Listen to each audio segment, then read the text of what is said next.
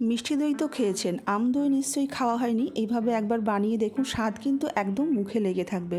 আম দই বানানোর জন্য কাঁচা আম নিয়েছি, এখান থেকে দুটো আম খুব ভালো করে খোসা ছাড়িয়ে নিয়ে ছোটো ছোটো টুকরো করে নিয়ে ধুয়ে নিয়েছি।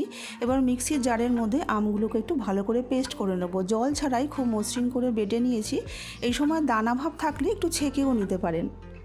খুব সুন্দর করে মসৃণ করে বেটে নিয়ে এবার আমি গ্যাসে একটা কড়াই বসিয়ে দিয়ে কড়াইয়ের মধ্যে আমটাকে দিয়ে দিচ্ছি। গ্যাসটাকে হাইতে রেখেই আমের যে এক্সট্রা জলটাকে সেটাকে খুব ভালো করে শুকিয়ে নিয়ে সামান্য একটু ফুড কালার দিয়ে দিচ্ছি।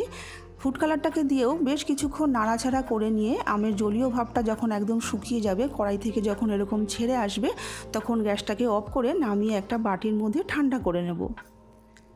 দই বানানোর জন্য ফুল ক্রিম দুধ নিয়েছি 1 লিটার। আপনারা ঘরে থাকা রেগুলার দুধ বা পাউডার দুধ দিয়েও কিন্তু এটাকে বানিয়ে নিতে পারবেন। কড়াইতে সামান্য একটু জল দিয়ে পুরো দুধটাকে দিয়ে দিচ্ছি। গ্যাসটাকে হাইতে রেখে দুধটাকে ফুটিয়ে নেব।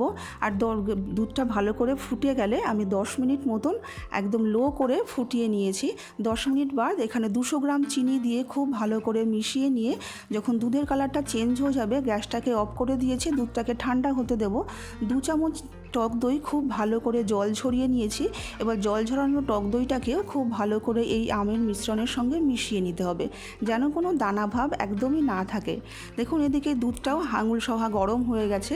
এবার দুধ আমরা যে মিশ্রণটা তৈরি করলাম সেইটাকে খুব ভালো করে একটা হ্যান্ড উইক্স দিয়ে মিশিয়ে দিতে হবে। খুব সুন্দর করে মেশালেই কিছুক্ষণের মধ্যেই দেখবেন কালারটা ঠিক এরকম চলে আসবে। খুব ভালো করে মিশিয়ে নিয়ে একটা হাঁড়ির মধ্যে এটাকে ঢেলে দিচ্ছি।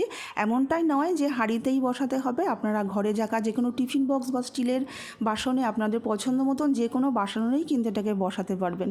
বা এমনটাও নয় যে এটাকে কিন্তু অ্যালুমিনিয়াম ফয়েল দিয়ে আটকাতে হবে। ঘরে আপনাদের যে কোনো একটা ঢাকনা দিয়ে এটাকে কিন্তু বসিয়ে নিতে পারবেন। আমি ঘরে থাকা স্টিলের ছোট ছোট ঢাকনা দিয়ে আজকে এগুলোকে আমি বসিয়ে দিচ্ছি। এবার ওপর থেকে একটা টাওয়াল চাপা দিয়ে 6 থেকে 7 ঘন্টার জন্য এটাকে রেখে দেবো। এটাকেও একটা বড় বাসনের মধ্যে রেখে ঢাকনা দিয়ে একটা টাওয়াল চাপা দিয়ে রেখে দিচ্ছি 6 থেকে 7 ঘন্টার জন্য।